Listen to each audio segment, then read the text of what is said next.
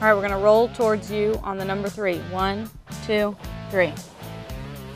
I'm Dr. Walpert. We're going to be taking care of you today. I know there are a lot of people around you and it's scary, but we work as a big team. Well, it might have been a little bit heat related, but his tachycardia never came down. It stayed sustained. I suggest we transport him, get some fluids on him hydrated. What's up, bud? I'm just dizzy. Okay. I don't know why. All right, you feel like you're going to pass out? Yeah, I just feel real weak. Real weak? Yeah. Okay, let me get a pulse real quick on you. If I'm not suspecting trauma, I'm simply going to go to a head tilt, chin lift.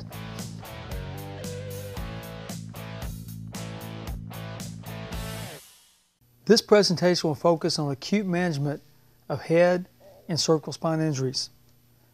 This picture right here demonstrates the exact point when this young man in the white sustained a cervical spine fracture. If you look closely at the still frame, this is a linebacker who shoots the gap, comes through unopposed, and dives headfirst at the runner. He plants his helmet with the crown of his head in the iliac crest of the athlete. He sustained a C1 cervical fracture. There's an enormous impact associated with catastrophic cervical spine injuries.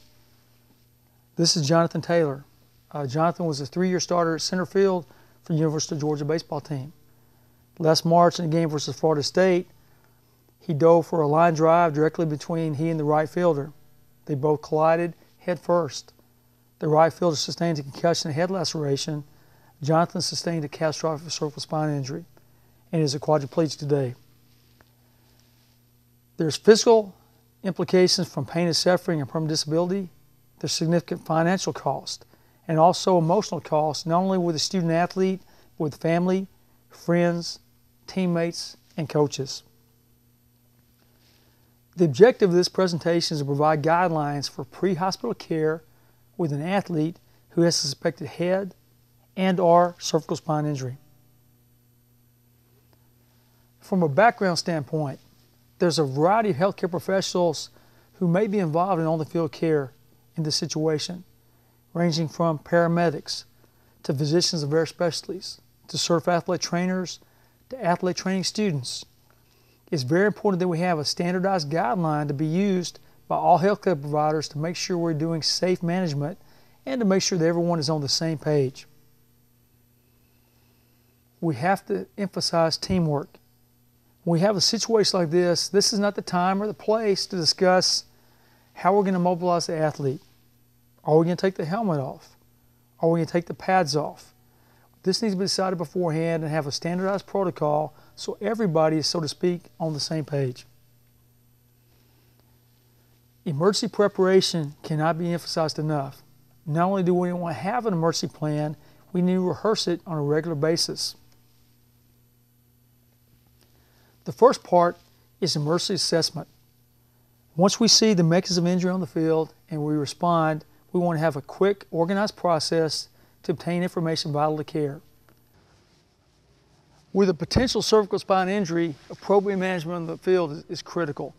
The first thing is recognizing the possible cervical spine injury, and that goes back to the mechanism of injury, possibly an axial load.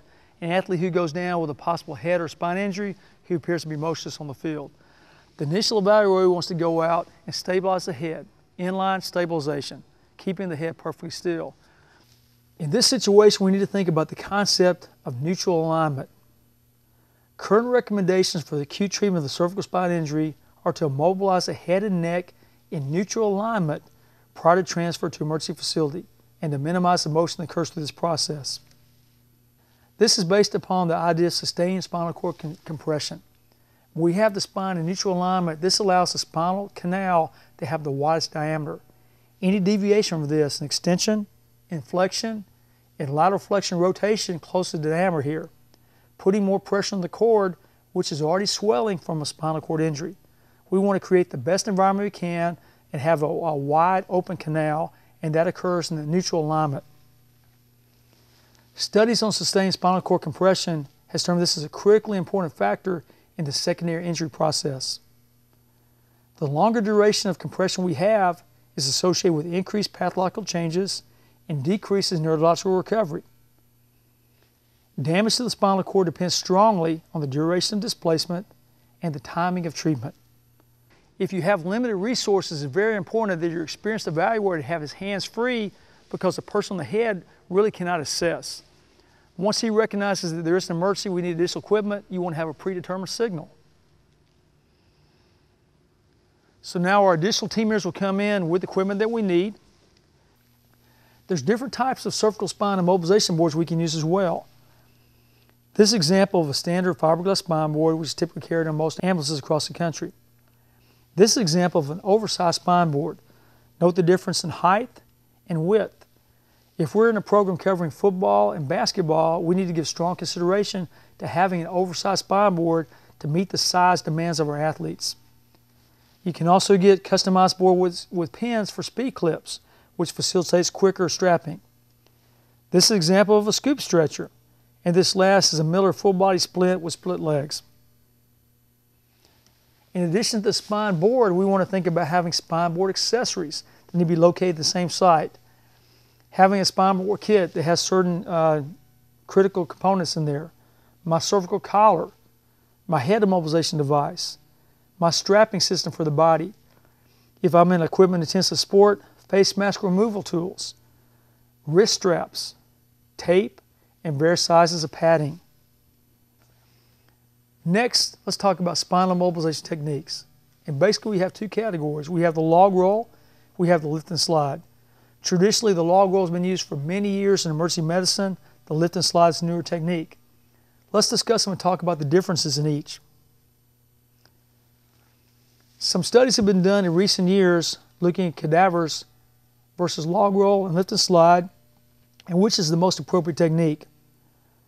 What they did in these situations was a research study where they actually destabilized the cervical spine by segmenting the ligaments and putting in electromagnetic transducers, and then taking skilled teams of paramedics and athletic trainers and actually immobilizing the athletes with log or lift and slide techniques and seeing which technique caused more cervical spine movement. In several published studies, it was found that both techniques created movement. However, there was more movement with the log roll. What does this mean for us as clinicians? It goes back to that saying we talked about before. Sports medicine is not always black and white. There's some gray. We have to look at the individual circumstances. A couple things we have to consider. Lift and slide is an excellent technique. However, it can only be used on supine athletes. Roughly 50% of the time with a cervical spine injury, the athlete is prone. Lift and slide cannot be used. Lift and slide requires multiple skilled rescuers. It typically requires 8 rescuers trained in lift and slide technique. It may not be realistic and many times to have this many people there. Another factor we have to look at is the size of the athlete. In these cadaver studies, the average size was approximately 160 to 170 pounds. That's much different than having to lift a 330-pound nose guard. So we have to evaluate all of these in making our decision. We have a supine athlete that we want to do full body immobilization packaging with. Here we'll demonstrate the supine log roll. The supine log roll takes a minimum of 5 rescuers. One person to stabilize the head. This person does all the verbal commands. It's very important that everybody listen carefully to her. The second person on the board, we have 3 rescuers. One at the chest, one at the pelvis, and one at the feet. If you have different size rescuers, you want to try to keep your stronger, bigger people on the upper body as more of the weight is there. They're going to position, the first thing we want to do is position the athlete correctly. We want to bring the arms in close to midline. We want to get the feet together. We want to try to get them in a nice midline position to get them ready. We have our hand position, 1, 2, 3 rescuers, our board in place, ready to move. Emily's going to give the verbal commands. All right, we're going to roll towards you on the number 3. 1, 2, 3. Note as Olivia slides the board in, we have it positioned with the top of the board about 10 inches above the athlete's head. So once we have him on the board, we can appropriately center him. Now we're ready to go. Emily's going to give the lowering commands. We're going to lower on the number 3. 1, 2, 3. One disadvantage of the log roll technique is very rarely is the athlete perfectly centered on the board as opposed to lift and slide. So once we have the athlete on the board, we have to allow for centering. There's 2 separate techniques that we can do for that. One is called the lift and slide. The second is called the straddle technique. We'll first demonstrate the lift and slide. We have our primary rescuer maintaining C-spine immobilization. We have 2 rescuers on one side, 2 rescuers on the other side. What we want to do now is slide this athlete up approximately 6 inches, about a 45-degree angle, to have him centered on the board. So Emily's going to give the commands, and we're going to do the lift and slide technique. Everybody get your hands positioned. We're going to lift and slide him about 45 degrees, 6 inches up into his right on the number 3. 1, 2, 3. Okay. Now the athlete is centered on the board. We always want to go at an angle. You never want to go straight laterally. There's more potential for C-spine translation that way. Again, Emily's doing a great job of maintaining C-spine immobilization through this entire process. She's going to maintain the head with her thumbs pointing toward the face and not allow his neck to move. So now we can successfully strap this athlete to the board. Next, we'll demonstrate the straddling technique. The goal of this is to center the athlete on the board so we can appropriately secure him to the board. Emily has C-spine. She's going to maintain this the entire time. We have 3 rescuers. One is going to straddle and reach down just below the axilla. One is going to straddle and get the hips, and one is going to get the feet. And we're going to move the athlete up approximately 6 inches on about a 45-degree angle on Emily's command to center him on this board. All right, guys, we're going to lift and slide him to your left on the number 3. 1, 2, 3. Athlete transition, a very smooth pattern. We always want to go up on an angle. You never want to move laterally, so we won't have the potential for C-spine translation. The prone log roll. The first one we want to think about is inline cervical spine stabilization. Hand placement is critical. The first rescuer approaching the athlete is going to maintain C-spine stabilization with the thumbs going toward the athlete's face. So that way when they roll the athlete over, they're in the appropriate position to continue to maintain C-spine stabilization. If the cervical spine is non-neutral, they want to gently correct unless resistance is met. Again, we want to bring them to a midline position and understand that airway always takes priority over C-spine. The other rationale for having the athlete in a neutral position is so we can maintain an airway. We're now going to demonstrate the prone log roll with a push. Now, if you know this situation, the athlete is prone and his head is rotated. We want to emphasize the concept of neutral spine alignment. So as we rotate him, we will bring him back to a midline position. This is important because the diameter of the spinal canal is the largest when you're in midline, and that gives your spinal cord the most space.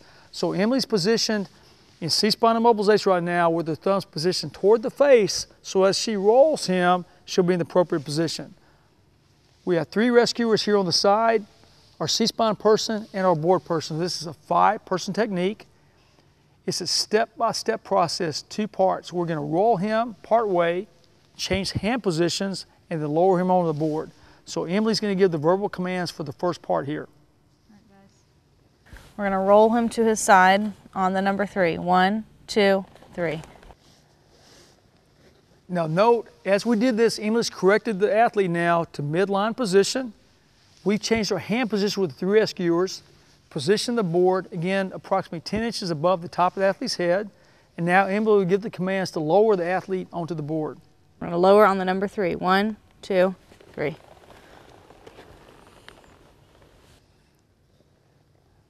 Now we have the athlete positioned on the board in a neutral spine position. The next step will be centering him onto the board so we can appropriately secure him with straps. One additional technique for a prone athlete is called the prone log roll with a pull. This technique can be useful when you have a confined space, such as a football player who ran into a wall in an indoor facility, a hockey player against the boards, a baseball outfielder against a wall where it's not possible to have people on both sides. So what we're going to do here is the traditional log roll. We're going to come with our board. We're going to position about 10 inches in. Mike is going to maintain C-spine here. Again, making careful with a prone athlete to have the thumbs toward the face, so when we roll him over, we have him in the correct position. Once we have the board positioned, we're going to reach across. Mike is going to do the counts. On my count, we're going to roll him halfway up and stop. We're going to roll him on 3. 1, 2, 3. And stop. Switch your hand positions. We're going to lower him on 3. Everybody ready? 1, 2, 3. And stop. The disadvantage of the pull technique is from a biomechanical standpoint, you don't have a lot of leverage there pulling, and then once you have them over, the weight of the athlete in the spine board is on your knees and you have to pull out. But again, this is a useful technique in an area where you have a confined space, such as a wall or a board. The prone log roll with a pull. Next, we'll demonstrate the lift and slide technique. The lift and slide technique can be used only with a supine athlete. One of the advantages of this is research has demonstrated there's less C-spine translation as opposed to the log roll. A disadvantage is it takes 8 skilled rescuers, 1 at the head, 3 on either side, and 1 person positioned to the board. What we're going to do is very simply, we're going to pick the athlete up approximately 6 inches, slide the board below, and lower him down. On my command, we're going to pick the athlete up 6 inches on 3. 1, 2, 3. Slide the board in until I say stop. Stop. Lower on 3. 1, 2, 3. Now, as opposed to the log roll, you can see the athlete is centered well on the board now, so we can simply take our straps and our head blocks and secure him now to the board. This is the lift and slide technique. The lift and slide technique traditionally takes 8 rescuers, 1 at the head, 1 at the board, and 3 on either side. With a smaller athlete, it is appropriate to do a straddle technique which takes only 5 rescuers, 1 at the head, 1 at the board, and 3 rescuers. Here we have a smaller athlete. We'll demonstrate the lift and slide straddle technique. We'll have 3 rescuers straddle her. On Emily's command, they'll pick up 6 inches. Mike will slide the board in until Emily says stop. And on Emily's command, they'll lower down until he's on the board safely. All right, we're gonna lift 6 inches on the number 3. 1, 2, 3.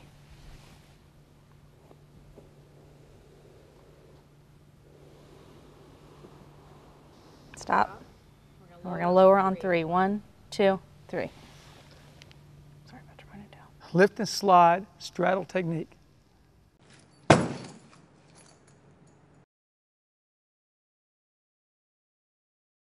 Scenario-based training is very realistic and makes your evaluation more practical. One way to do scenario-based training is actually to simulate the weight of the athlete with a true dead weight position. This is a Rescue Randy mannequin who weighs 250 pounds. One of the advantages of lifting dead weight, if you're lifting a conscious person as a model, they have a tendency to splint, and it may not be realistic in making sure the lift and slide is performed appropriately. So we're going to demonstrate this with a dead weight mannequin. We'll have our rescuers come in. Again, with the lift and slide, we have 8 people. 1 at the head maintains C-spine, 3 on either side, and 1 on the board. We're going to lift on 3, approximately 6 inches. 1, 2, 3. Board in until I say stop. Stop, and lower on 3. 1, 2, 3. Very good. If we're in equipment-intensive sport, we need to consider the concept of face mask removal, and we want to think about a combined tool approach. A critical point, if we're going to transport an athlete on the spine board, regardless of respiratory status, the face mask should be removed. For example, we may have an athlete who is in no respiratory distress, but we leave the face mask on and 5 minutes in transport in the back of the ambulance, they go into respiratory arrest. Does that one paramedic in the back have the skills and the knowledge to remove that face mask in an emergency situation? Anytime we transport an athlete by ambulance in a package situation, the face mask should be removed prior to transport. It's important when we think about packaging the athlete, we have to think about equipment removal. The first thing we want to think about is removing the face mask. If we're going to transport an athlete with full body mobilization, we must remove the face mask so we have access to the airway. Now, if immediately on the field we recognize the athlete is in respiratory distress or respiratory arrest, we still have that process to remove the face mask. What we can simply do is take a simple pocket mask, slide it through the mask, pop the stem up, and now we can attach our back valve mask here. We can go ahead and provide resuscitation to the athlete while we're taking the face mask off. If we're doing this, we always want to try to go through the top of the face mask. It is possible to go through the bottom, and if we do that, we want to make sure we exercise great caution not to catch it and push them back into extension.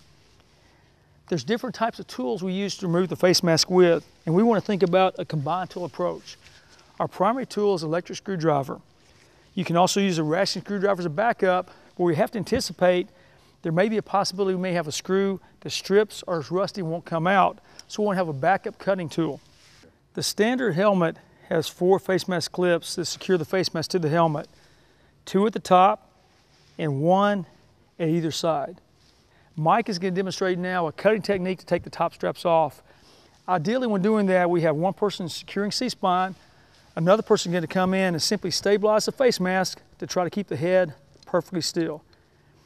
Now, this is a ratcheting type tool called a face mask extractor.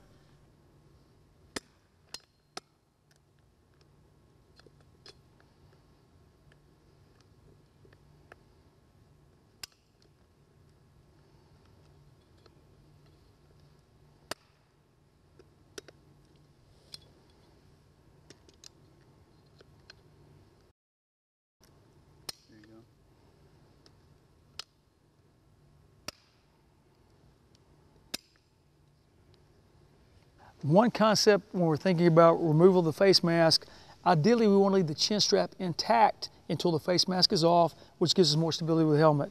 Mike is going to remove this last face mask clip with the drill. And again, I'm going to stabilize the mask with my hands to avoid rocking. Okay. Now, once we cut the 4 face mask clips, we want to remove the face mask completely away from the helmet. One technique that was taught in the past, which should never be done, is rotating the helmet or rotating the face mask back upon the helmet for 2 reasons. One, this mechanism in pushing it back has the potential to rock them back into cervical extension. Secondly, this is a physical barrier. If we're transporting the athlete in an ambulance and the face mask is rotated up like this, there may be a movement in the compartment reaching over to start an IV to measure vital signs. If somebody accidentally hits this, it's a lever arm to turn their head to the side. So the face mask should always be taken off completely as a unit with all 4 clips removed. And now we have full access to his face for management of his airway and breathing.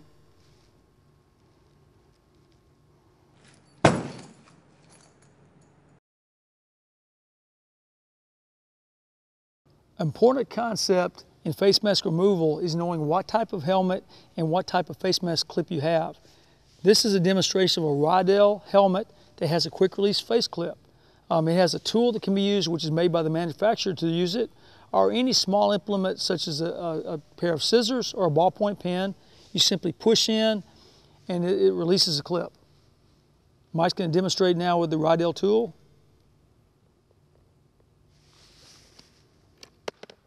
And that's the quick release clip. This is another example of a quick release face mask clip. This is a helmet made by Schutt, and the Schutt quick release clip involves a 1/4 turn with a screwdriver. So Mike's going to demonstrate this.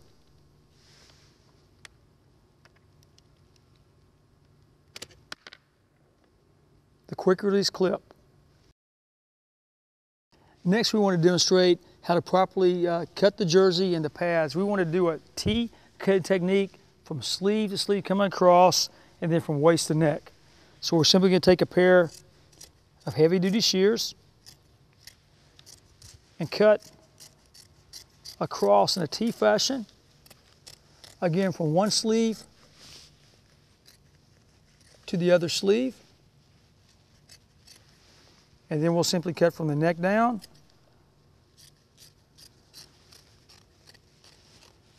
to the bottom of the jersey. And now we can totally clear the jersey away and access the shoulder pads. Now the next is knowing my type of pad. Some pads have laces in the front. This particular pad has biothane that secures it. Okay, now with my shears, I'm going to cut the biothane.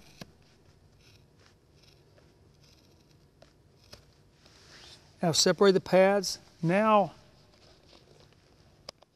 I'm going to take my clips off from under the arms. And I've separated the pads, allowing me to have access to his neck so I can come in with C-spine. So I'm going to slide one hand in below and one hand on his chin. And now for Mike to be able to remove the helmet, it has to be done from the top, so I'm going to assume C-spine control. Mike, I have C-spine. You can release and take the helmet. 1, 2, 3. I'm going to gently pull, and then I'll rock the helmet up as I come off. Now Mike's going to come back, and he's going to say, Ron, I have C-spine now. Ron, I have C-spine now. And I can release, and we transfer care. Now his helmet is off, his shoulder pads are split to facilitate release, and Mike has C-spine again.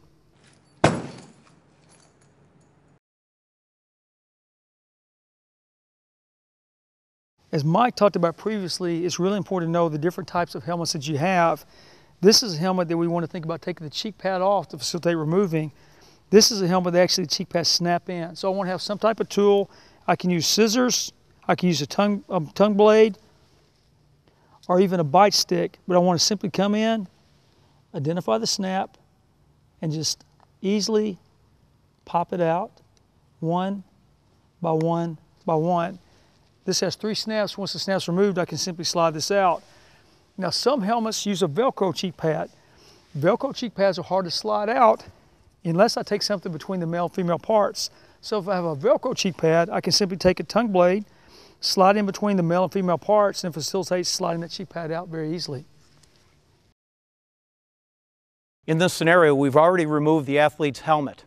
We're now going to use a lift technique to remove the shoulder pads. While removing the shoulder pads, it's important that we raise the athlete high enough so I can drop one half of the shoulder pad down and pull it out into the top to remove it from under the athlete. I'm going to now turn the count over to the individual holding the head, and we'll remove the shoulder pads with the lift technique. Okay, we're going to lift him up about 6 inches on the number 3. 1, 2, 3. As I'm removing the shoulder pads, I have to make sure I drop the edge down so I do not interfere with the individual maintaining neutral cervical spine. Clear. Okay, we're going to lower him on 3. 1, 2, 3.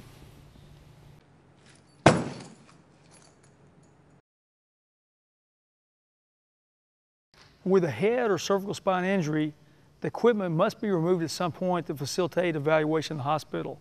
Now, traditionally, athlete trainers have been taught to remove the equipment once they arrive at the hospital. We want to give consideration to the possibility of, if appropriate, taking the equipment off on the field of play, where you have more people familiar with the type of equipment and more people there to facilitate the process.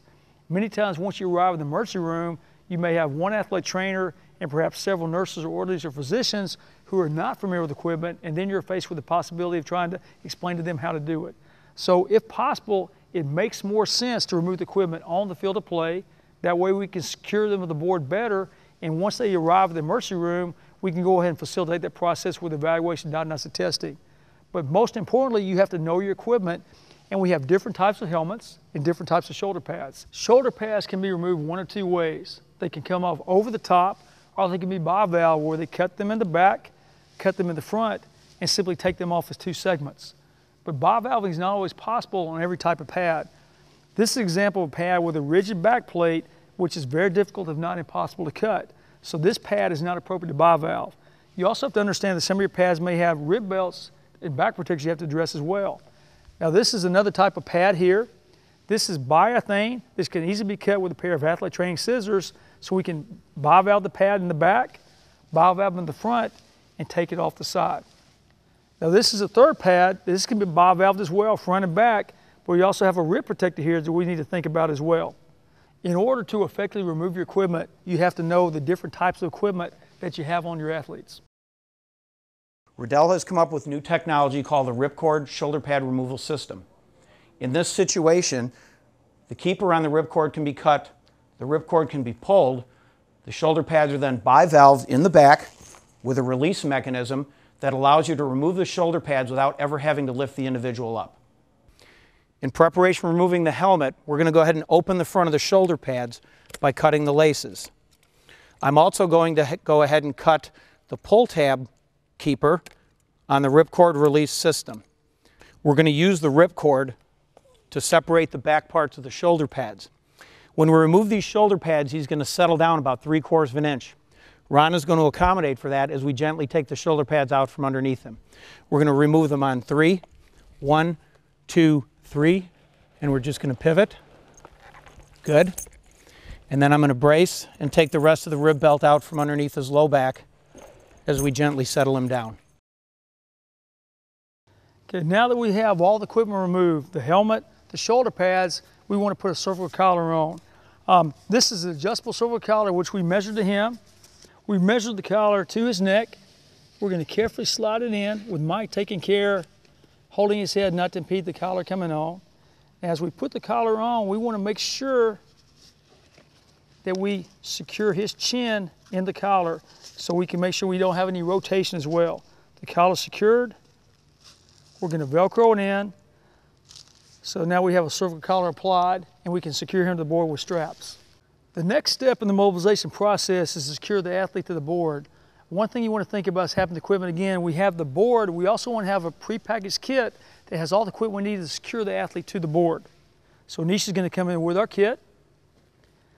Now this carries all our equipment that we need, from straps to collars to head blocks to face mask removal tools, all in one convenient package, so we have it here. We want to think about the strapping concept. First of all, we want to secure the body to the board first, with the head being the last thing we secure. We're actually going to use, this is a customized board, and we're going to use the speed clip technique, and we're going to use 7 clips. We're going to X coming across the top of the shoulder, across as tight as we can on the axilla, and the same thing here from this axilla across. This will pin them to the board and prevent any translation up and down the board as in the ambulance is stopping and starting.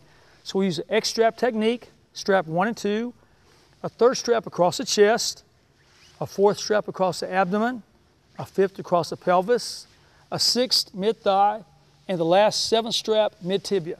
So a 7 strapping technique. Once it's secured here, then we'll go ahead and secure the head. Okay, now we have the collar in place. We're going to go ahead and secure him to the board with a speed clip system. This is a quick release system. Can be applied in multiple positions. And we want to think about going across the shoulder to the opposite axilla with the X strapping technique. The reason we want to do this is to keep him from migrating on the board. Think about it, if you're in a vehicle and you stomp on the brake, what do? You go forward. If you press on the gas, you go backwards.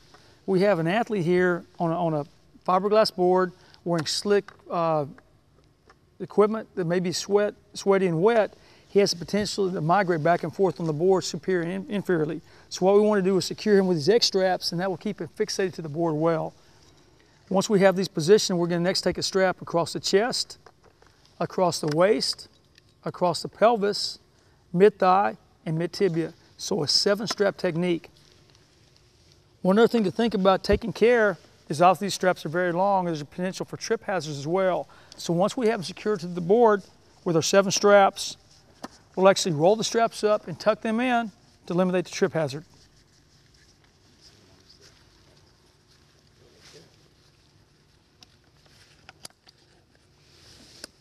Another important concept we want to think about is we want to make sure we secure the arms outside of the straps.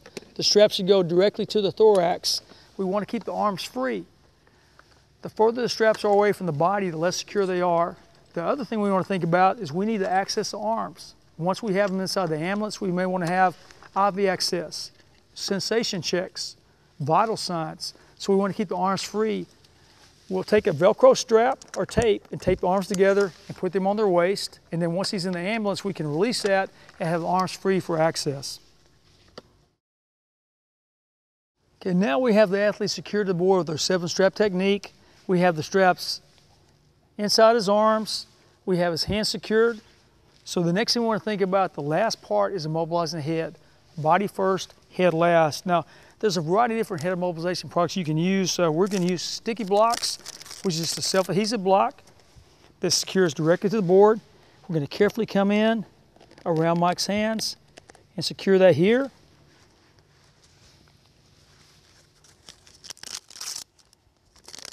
Put one on the other side the same way, carefully coming around Mike's hands, securing his head. Now, based upon the side of his head, I can double these up and stack upon themselves. So I'm going to do a second layer, again taking care for Mike's hands. Still maintaining C-spine stabilization throughout this entire process. So now his head is blocked and secure. The last step is taking tape, and we want to have 2 points of contact, one across his forehead, with the contact point being his eyebrows, and the second one being across his chin. So strapping system of the body, head blocks, and now tape across the head. Through this entire process, we want to maintain inline C-spine stabilization. So Mike has C-spine. To apply tape, the person in the head is the ideal person to do it. So Anish is going to come in now, and just like when we did helmet removal, he's going to take C-spine again from the front. Once he has it, he's going to say, I have C-spine, Mike, you can release. I have C-spine, Mike, you can release. Now Mike is free with his hands to apply tape. We're going to shimmy the tape out, take it underneath the board, and come across and wrap across his eyebrows.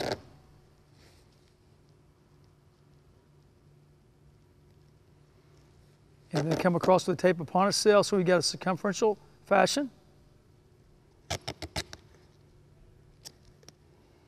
And then we'll take one more strip again, making sure he's well secured to the board. And this strap will go across his chin. We want to have 2 points of contact, one on the forehead, one on the chin.